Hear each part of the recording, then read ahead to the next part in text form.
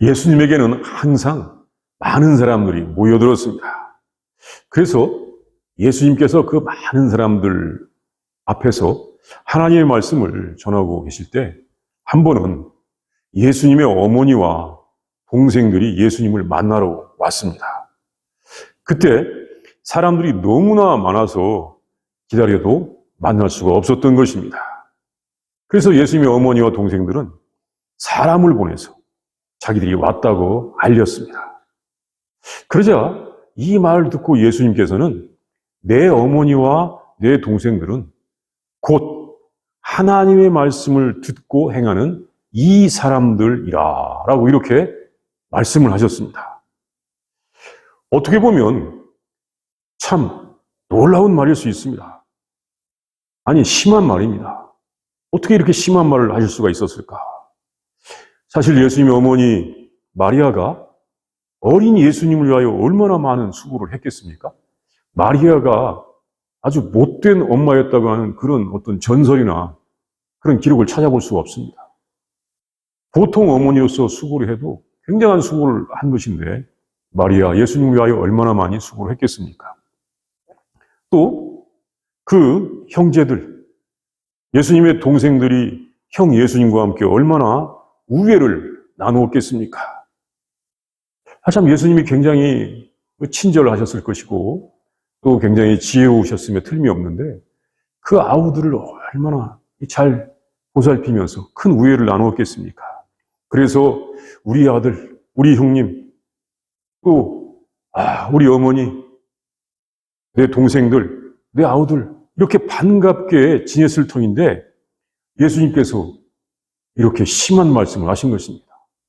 아니, 지금 밖에 왔다고 하는 자기의 어머니와 동생들이 있는데도 불구하고 내 어머니와 내 동생들은 하나님의 말씀을 듣고 행하는 바로 이 사람들이라 이렇게 말씀하셨던 것입니다.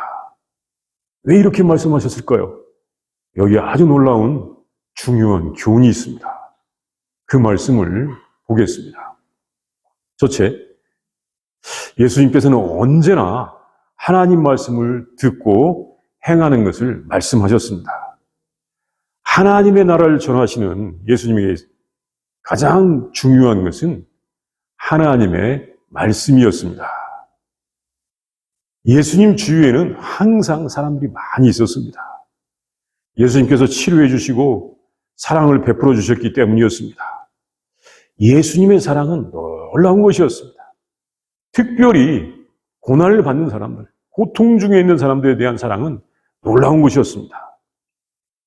전능하신 능력을 가지신 분이 그 사랑을 베풀어 주시니 사람들의 아픔은 우선 다 해결이 되는 것입니다. 예수님이 많은 사람들을 치료하셨습니다.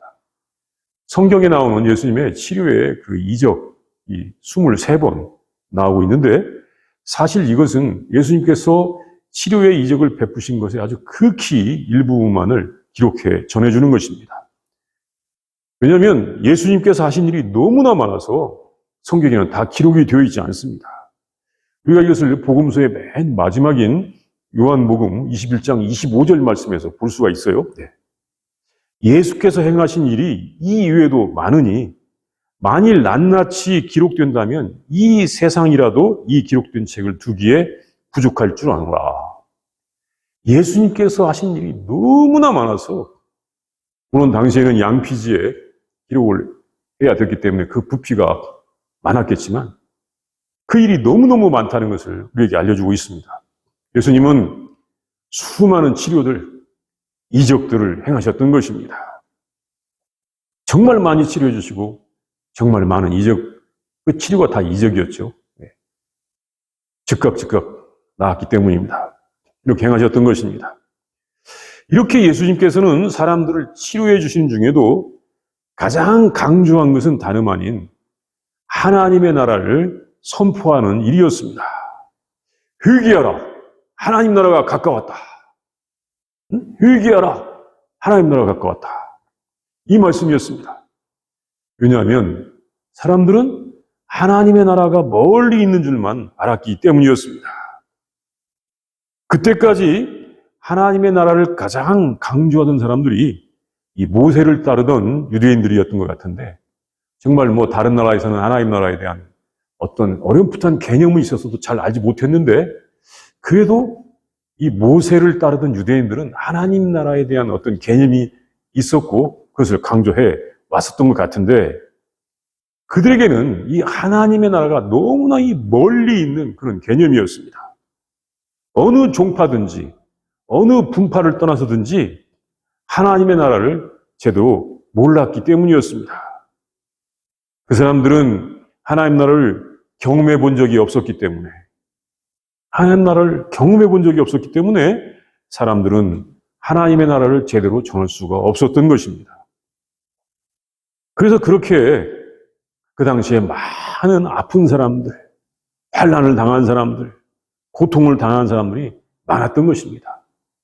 그들이 하나님 나라를 잘 전한다고, 나름대로 전한다고 했지만 제대로 전하지 못했기 때문에 그 환난을 당한 사람들, 아픔, 고통을 당한 사람들이 그렇게 많았던 것입니다. 예수님께서 이 질병으로 고통받는 사람들을 치료해 주신 것, 그것은 바로 하나님의 나라를 보여주시기 위함이었습니다. 그 나라에는 질병이 없다. 그러나 질병만 없다고 되는 것은 아니었습니다. 하나님 나라가 질병만 없다고 되는 것은 아니었습니다. 하나님의 말씀을 행하는 곳이어야 했던 것입니다. 하나님의 말씀을 행하는 곳이어야 하는 것입니다. 하나님의 말씀을 행하지 않는다면 다시 고난이 발생하고, 다시 고통을 당하고, 다시 질병을 얻게 되는 것입니다. 하나님 말씀을 행할 때 그런 고난과 환난이 없어지는 것입니다. 예수님의 사역에서 가장 중요한 것은 하나님의 말씀을 가르쳐 주시는 것이었습니다. 이것이 가장 최우선순위였습니다. 하나님의 말씀을 가르쳐 주시는 것. 예수님께서 처음에 갈릴리 지방에서 하신 일을 전해주는 이 마태복음 4장 23절 말씀에서 이 예수께서 온 갈릴리에 두루 다니사 그들의 회당에서 가르치시며 천국 복음을 전파하시며 백성 중에 모든 병과 모든 약한 것을 고치시니, 이렇게 말씀하셨습니다. 예수께서 온 갈릴리에 두루 다니사 그들의 회당에서 가르치시며 천국 복음을 전파하시며 백성 중에 모든 병과 모든 약한 것을 고치시니, 그리고 그 다음에 이제 유대의 전 지역에서 하신 일을 전해주는 9장 35절 말씀에서는 예수께서 온 도시와 마을에 두루 다니사 그들의 회당에서 가르치시며 천국 복음을 전파하시며 모든 병과 모든 약한 것을 고치시니라 라고 전해주고 있습니다. 그러니까 예수님께서 갈릴리에서 하신 것이나 온 도시와 또 온 마을에서 하신 것이나 똑같은 것입니다. 시간이 지나도 똑같은 일을 하셨습니다. 가르치심, 천국 복음을 전파하심, 모든 병과 모든 약한 것을 고치신 것. 이렇게 예수님은 세 가지를 하셨습니다. 예수님 세 가지를 하셨어요. 가르치신 것, 천국 복음을 전파하신 것, 모든 병과 모든 약한 것을 고치신 것. 그 중에 가장 먼저 나오는 것이 가르치신 것입니다. 가르치심. 하나님의 말씀을 가르치신 것이었습니다. 예수님께서 하나님의 말씀을 가르치신 것은 성경의 복음서마다 강조되어 있습니다. 마태복음에서도 굉장히 강조되어 있는데, 이것은 예수님께서 병자들을 치유하신 것보다 먼저 그 앞서서 가르쳐 주신 그 말씀을 전해주고 있는 것입니다. 5장, 6장, 7장, 사실 병자들을 치유하기 전에 그 4장에 보면 조금 병자를 치료하는 말씀이 있습니다. 그러나 이 병자들을 본격적으로 치료하시기 전에 5장, 6장, 7장, 우리가 이 산상수훈이라고 말하는 그곳에, 거기에 주님께서 가르쳐 주신 말씀을 집중적으로 이렇게 전해주고 있습니다. 예수님의 이 말씀을 듣고 행하는 것. 예수께서 말씀을 가르쳐 주셨는데 그 말씀을 듣고 실행하는 것이 이적을 행하고 병자를 고치고 귀신을 쫓아내는 것보다 더 중요하다고 또 말씀하셨습니다. 7장에 보면 그런 말씀이 있어요. 너희가 귀신도 쫓아내고 병자를 고치고 그런 것보다도 주님의 말씀을 듣고 행하는 것이 믿음을 반석 위에 올려놓은 것 같다. 반석 위에 집을 지은 것 같다고 말씀하셨던 것입니다. 왜냐하면 그 말씀을 알고 행하는 곳에 하나님의 나라가 보여지기 때문입니다. 예수님의 말씀을 알고 행하는 곳에 하나님의 나라가 나타나기 때문입니다. 그 말씀을 듣고 알고 행하면 질병과 고통도 다 물러가게 되어 있는 것입니다.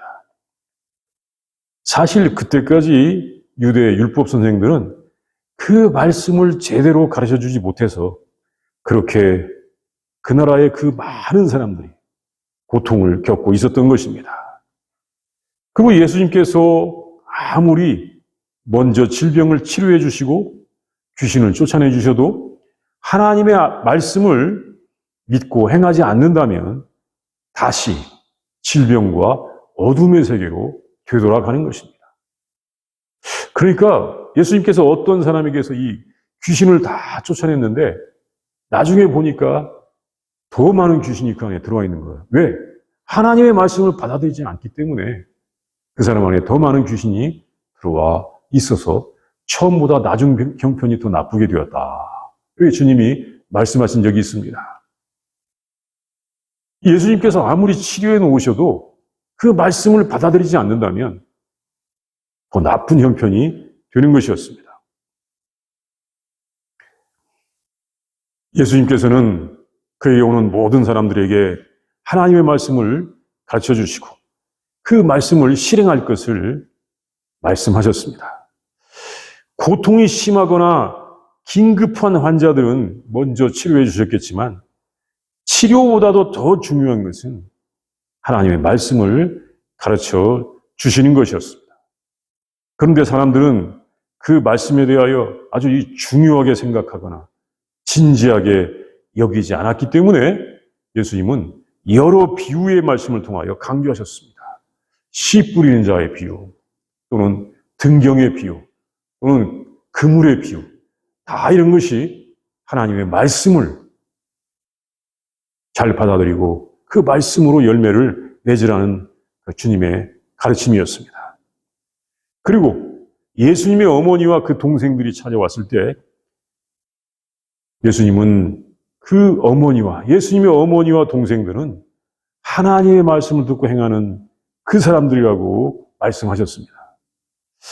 사실 그때 예수님의 어머니와 동생들이 하나님의 말씀을 듣기 위하여 그곳에 온 것은 아니었습니다.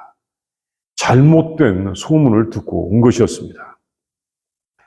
이 같은 일을 기록한 이 마가복음 3장에 의하면 마가복음 3장에 보면 같은 일을 기록한 말씀이 있는데 그 말씀을 보면 예수님께서 이 귀신들을 쫓아내시는데 그것을 바리새파의 사람들이 아주 비방을 했습니다. 흑색 선전을 한 것입니다. 예수님이 도리어 귀신에 들렸다 이렇게 한 것입니다. 아니 귀신을 쫓아내는 예수님이 하나님의 능력으로 귀신을 쫓아내고 있는데 이 바리새파의 사람들은 흑색 선전을 해가지고 도리어 예수님이 귀신이 들렸다 이렇게 말을 했던 것입니다. 그래서 어머니와 형제들이 정말 걱정이 돼서 그 소문을 듣고 예수님을 만나기 위하여 찾아왔던 것입니다. 예수님의 어머니와 형제들일지라도 아직 예수님을 모르고 예수님께서 전하시는 하나님의 나라를 모르고 있었던 것입니다. 아직 예수님을 정확히 모르고 사람들이 말하고 있는 그 흑색 선전에 속았던 것입니다. 중요한 것은 참으로 그 예수님의 가족들도 아주 소중한 분들이기 때문에 그 어머니와 형제들도 모두 하나님의 말씀을 듣고 알아야 하는 것입니다. 다행인 것은 나중에 보면 예수님의 어머니와 형제들 모두 하나님의 말씀을 믿게 되었습니다. 어머니는 예수님의 십자가 곁에서 끝까지 함께 있었습니다. 그리고 다음에 오순절 성령 강림절 때에도 예수님의 어머니가 같이 계셨습니다. 또 오순절 성령 강림절 때에는 예수님의 동생들도 함께 있었습니다. 이 사도행전 1장 14절 말씀에서 이것을 전해주었습니다.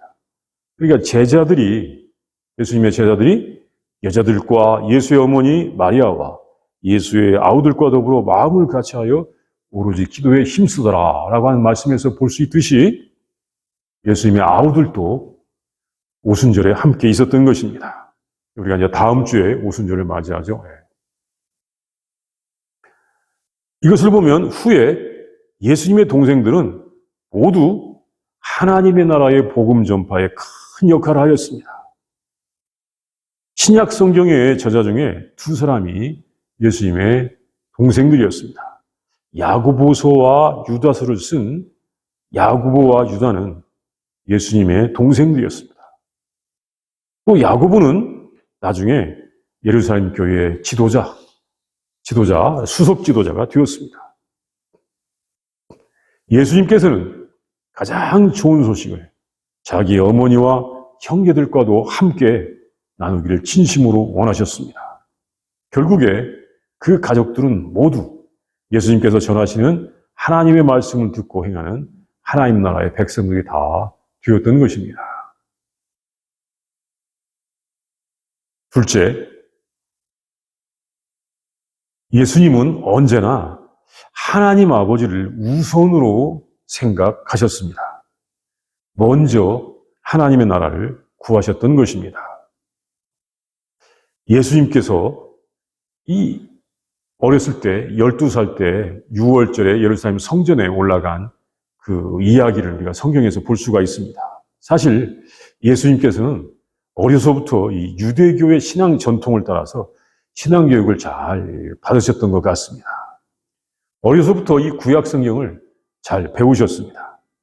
그리고 이제 12살 나이가 되자 그때부터 성전에 올라갈 수가 있다고 하는데 6월절에 예루살렘 성전에 부모와 함께 올라갔습니다. 그때 성전에서 율법 선생들에게 배우는 중에 얼마나 이 율법 선생들에게 잘 배우고 있었던지 집에 돌아가는 것을 깜빡 잊어버렸습니다. 나중에 부모인 요셉과 마리아가 그 친척들과 함께 집에 돌아가다가 하루가 지난 다음에 그 일행 중에 어린 예수가 없는 것을 알게 되었습니다. 그래서 찾아서 뒤돌아와서 성전에서 그 율법 선생들과 함께 토론하면서 같이 지내고 있는 예수님을 만나게 되었습니다. 그래서 예수님에게 어떻게 이렇게 했냐고 물었을 때 예수님은 이렇게 대답을 했습니다. 어찌하여 나를 찾으셨나이까? 내가 내 아버지 집에 있어야 될 줄을 알지 못하셨나이까? 어려서부터 예수님의 관심은 아버지의 집, 하나님 집에 있었던 것입니다. 예루살렘 성전을 자기 아버지의 집이라고 알고 있었던 것입니다. 예수님은 마지막 아담입니다. 고린도전서 15장 45절 말씀에서 알 수가 있습니다. 이 첫 번째 아담은 자기의 욕심을 따라서 하나님의 뜻을 거역하여서 인류에게 고통을 가져온 조상입니다. 첫 아담은 자기 중심적인 삶을 살아서 하나님의 뜻을 거역했던 것입니다. 이 자기 중심적인 삶을 사는 것을 원죄로 합니다. 원죄하면 이 원죄가 도대체 뭐야? 생각하기도 하는데 자기 중심적인 삶을 사는 것이 원죄인 것입니다. 그래서 첫 아담은 세상에 죄와 고통을 가져왔던 것입니다. 그런데 이 마지막 아담, 사실은 아담이 많지 않고 2명인데 첫 아담과 마지막 아담, 이 두 번째 아담 예수님은 인류의 죄와 고통을 끝내려고 이 세상에 오셨습니다. 그래서 우리들이 살아야 되는 참된 생명의 길을 열어주시고 보여주셨습니다. 참된 생명의 길을 알려주셨습니다. 그 참된 생명의 길이 창조주 하나님 중심으로 사는 것입니다. 그래서 항상 관심이 하나님의 뜻, 그 말씀에 있었습니다. 하나님의 집이 자기의 집이었고 하나님의 뜻이 자기의 뜻이었습니다. 그분은 항상 하나님의 나라를 먼저 구하였고 하나님의 뜻을 먼저 구하였던 것입니다. 그리고 우리에게 너희도 그렇게 하나님의 나라와 하나님의 의를 먼저 구하라고 말씀하셨습니다.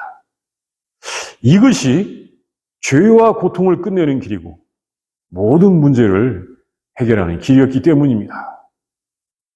예수님께서는 이 구원받을 사람들은 하나님의 뜻, 하나님의 나라를 먼저 구하며 하나님 중심으로 살아야 하는 것을 보여주셨습니다. 셋째, 하나님께서는 사람들에게 더 큰 가족과 세상을 주시기를 원하십니다. 모든 사람들이 하나님의 사랑을 알고 살기를 원하십니다. 우리가 이 땅에서 사는 동안 이 피를 나눈 가족처럼 소중한 존재는 없습니다. 어머니나 형제 자매들처럼 서로 가깝고 막연한 사이, 아니 막역한 사이, 가깝고 막역한 사이를 찾아보기 힘든 것입니다. 언제나 마음 한 구석에 차지하는 존재들이 어머니와 또 형제 자매들입니다. 그리고 가족을 통하여 받은 복, 은혜가 한두 가지가 아닙니다. 예수님의 어머니 마리아는 어린 예수님을 낳고 예수님을 위하여 얼마나 많은 수고를 했겠습니까? 마리아는 예수님을 낳고 예수님을 살리기 위하여 애굽에 피난까지 가기도 하지 않았겠습니까? 이 피난 생활. 물론 하나님께서 다 보호하셨겠지만 이거 쉬운 일은 아니었을 것입니다.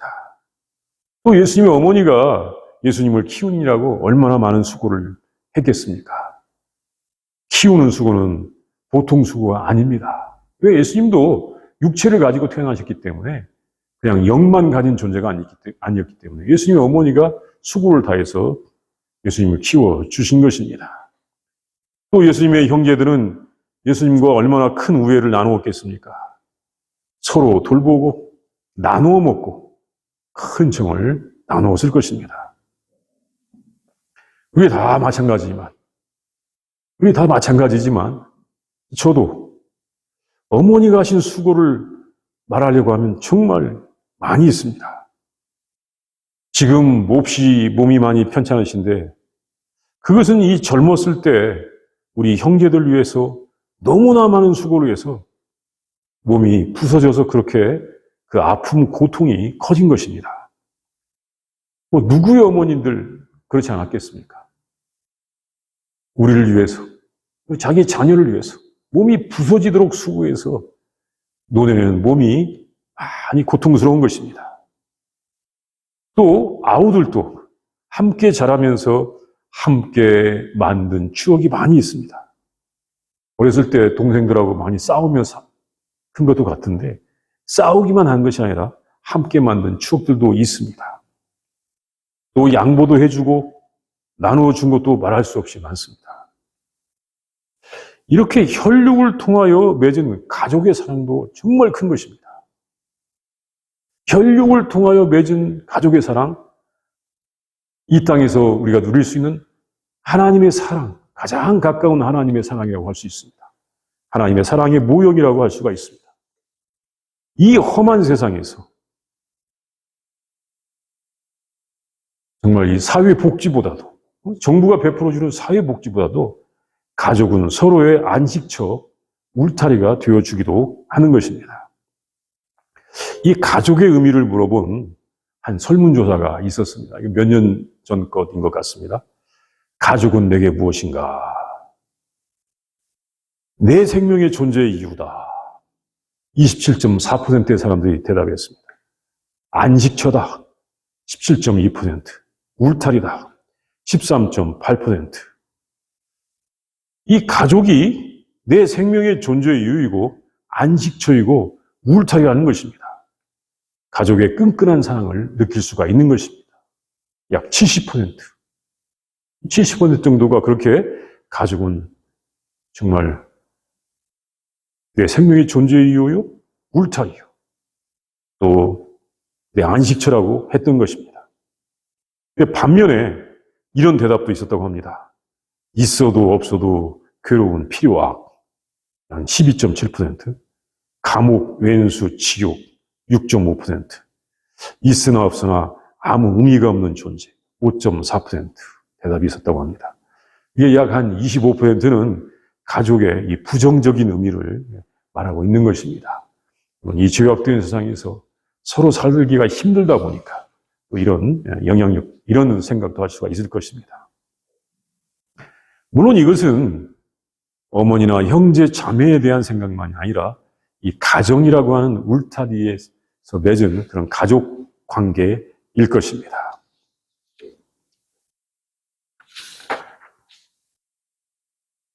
그래도 이 피를 나눈 가족의 소중함과 가까움은 아무리 강조해도 지나치지 않을 것입니다.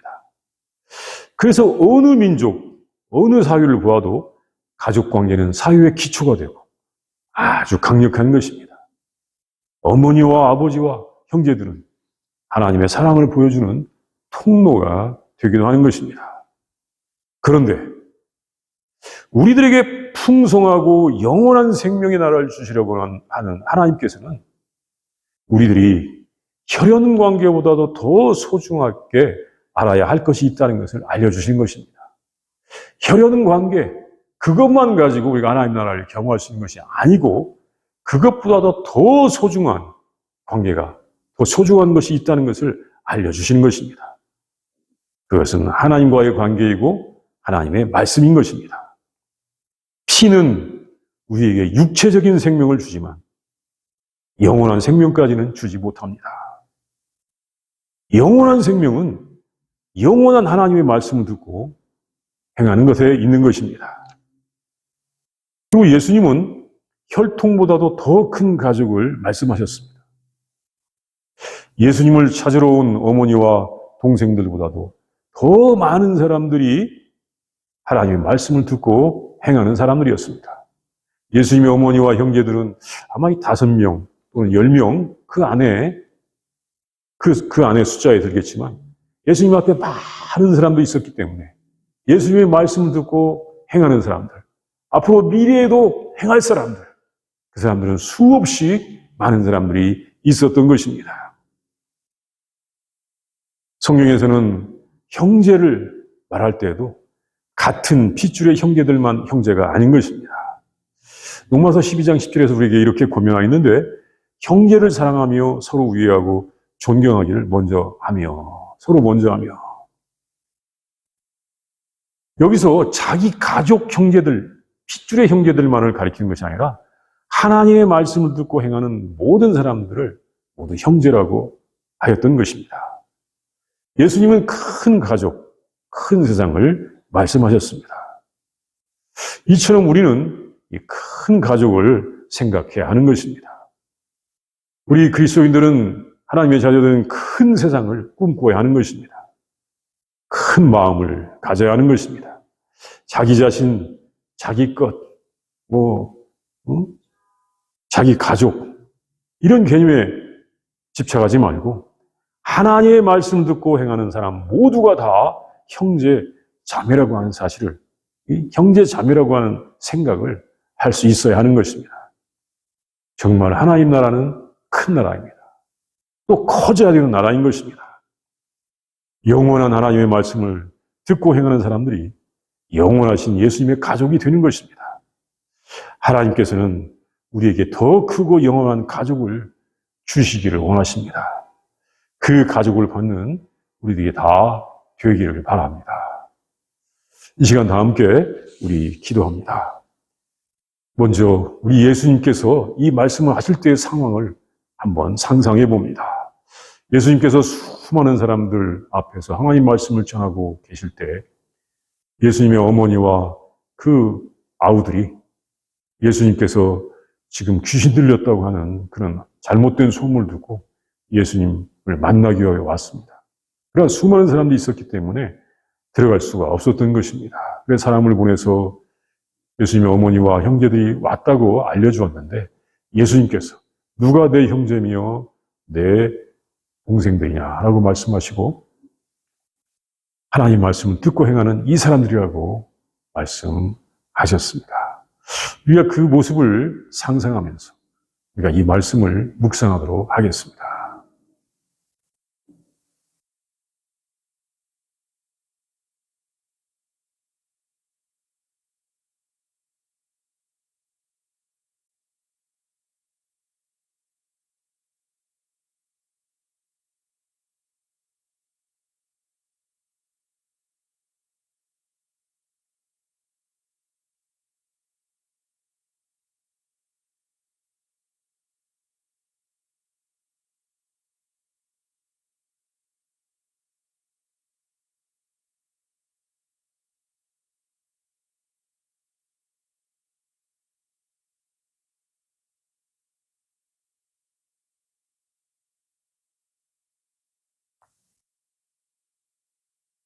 하나님 감사합니다.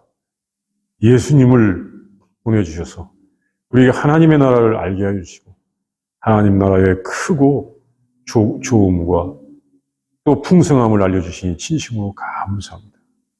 하나님께서 아버지 되신 것을 알려주시니 진심으로 감사합니다.